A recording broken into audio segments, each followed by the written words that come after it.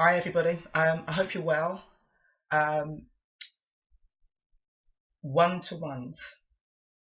So, as you know, I work with 4 teams, um, but at every club that I've worked for in the time that I've been coaching, I always hold one-to-ones with the players and with their families. So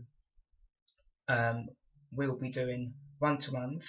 I'm going to be emailing you time slots so you can select your time slot. It is a case of first come, first served. Bearing in mind, there are 4 sets of players, 4 sets of schedules to try and fit into the time slots.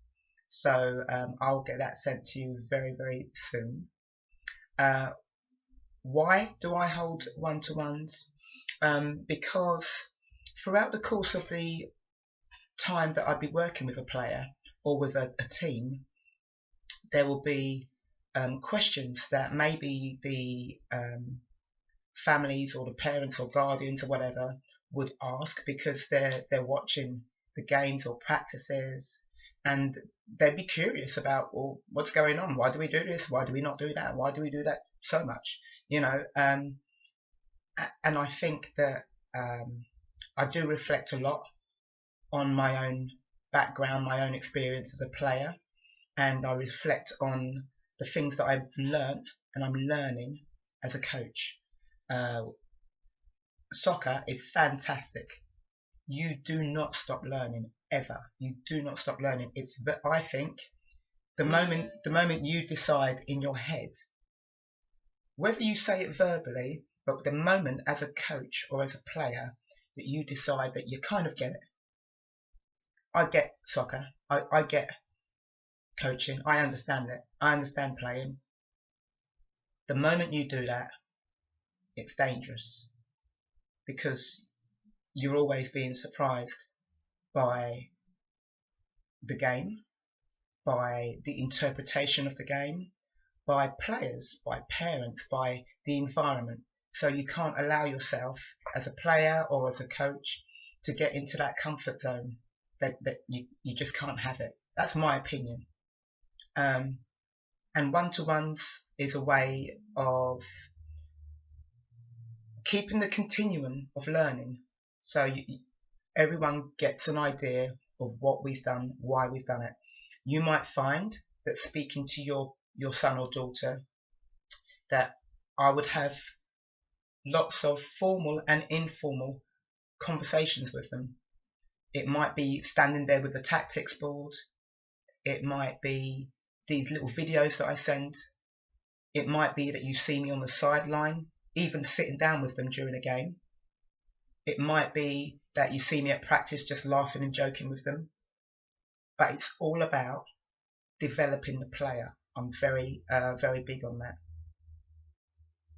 Now, when I played, so I played for 23 years, and for 7 of those years I played at a club which was at the highest level in England.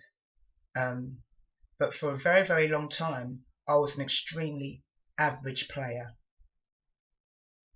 So even though I was operating at the highest level, as an individual player I was actually very average.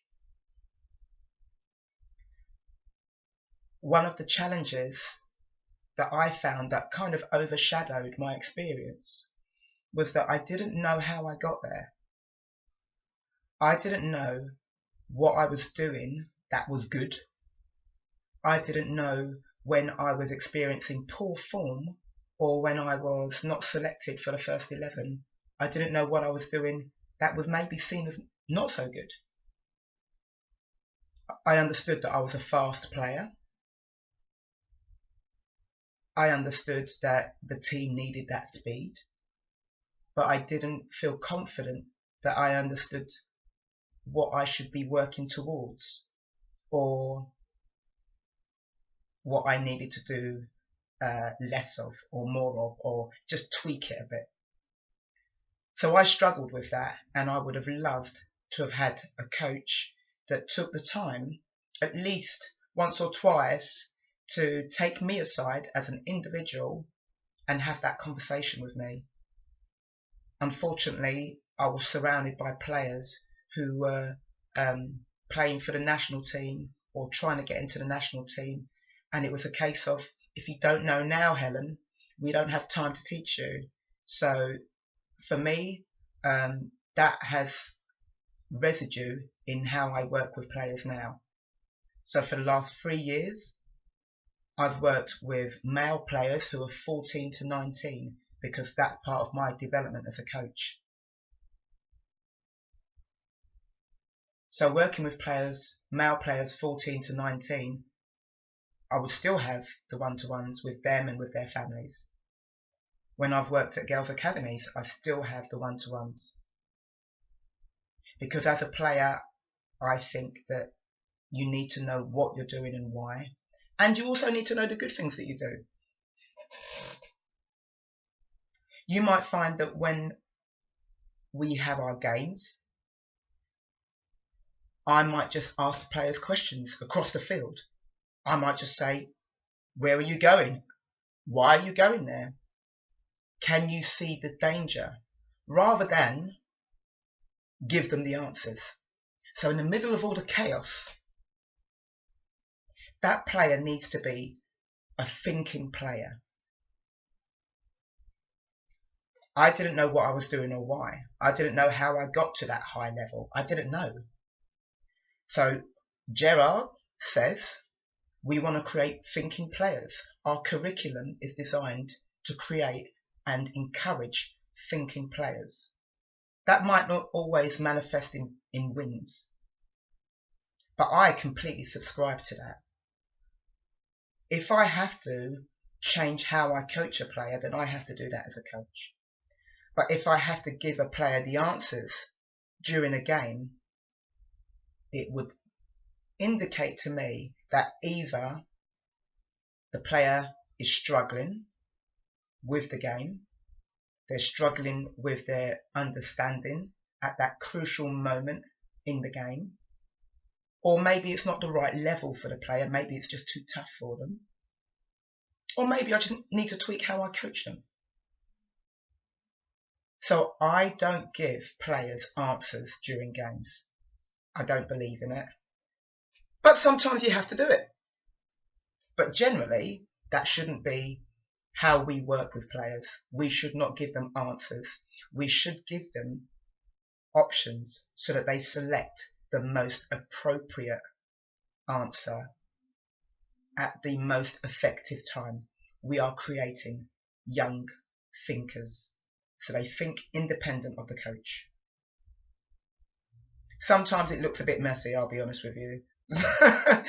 But that's our philosophy. It's part of how we have designed the curriculum, and I actually do subscribe to that. I'm very competitive. However, that shouldn't seep into how we look to develop the players. They need to have fun, but they also need to understand that this is their environment. It's a player-led environment. It's not a coach-led environment. So regardless of me being competitive, the environment, the coaching environment, is actually determined by the player and the player's heart and the player's willingness to learn. And the player will enjoy the sport more if they have felt included in the decisions. Not all of the decisions, because at some stage you got to step in, but it's a player-led environment rather than just me and my ego, which is quite big, to be honest with you. Your son or daughter might be going to work with a different coach next session, so don't be afraid of that. Embrace it, because it's part of the development of the player.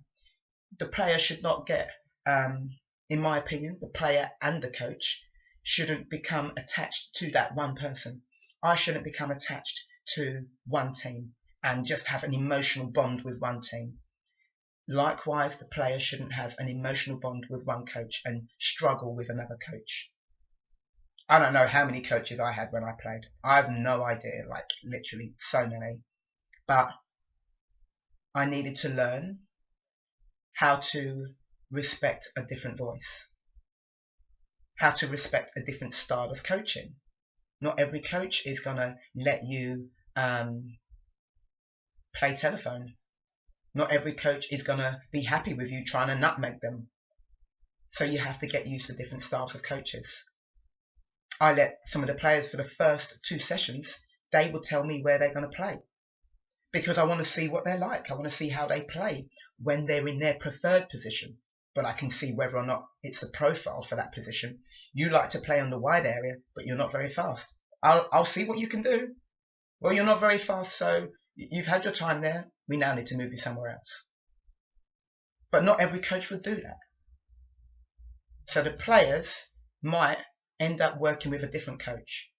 The most important thing is for that coach to have an understanding of what that player has been doing prior to their arrival with them. So how did you work with Coach Helen? Coach Helen, what were you doing with them?